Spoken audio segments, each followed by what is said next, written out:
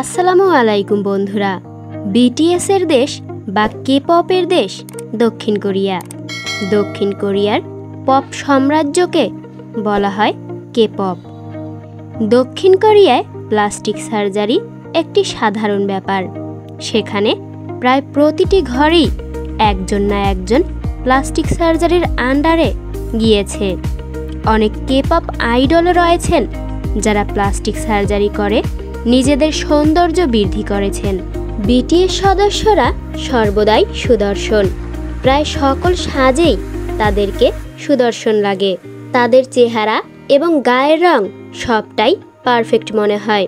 তবে কি বিটিএস সদস্যরাও প্লাস্টিক সার্জারি করিয়েছে?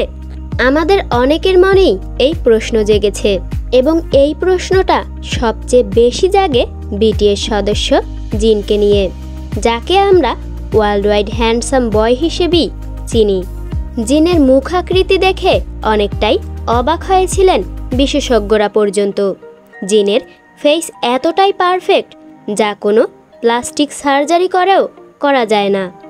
একজন প্লাস্টিক সার্জেন্টের মতে জিনের হেয়ার লাইন, নাক এবং তার গালের যে রেটিও তাকে গোল্ডেন রেটিও বলা হয়, যা পৃথিবীতে খুব কম মানুষেরই রয়েছে। অবশ্য এই জন্যই জিনকে ওয়ার্ল্ড ওয়াইড হ্যান্ডসাম বলা হয়।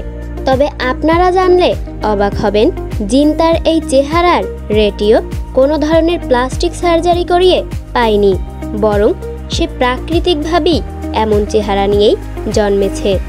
বাস্তবিক পক্ষেই জিন সুদর্শন, তার জন্য তার কোনো প্লাস্টিক সার্জারির প্রয়োজন পড়েনি। আজকের ভিডিও এই পর্যন্তই।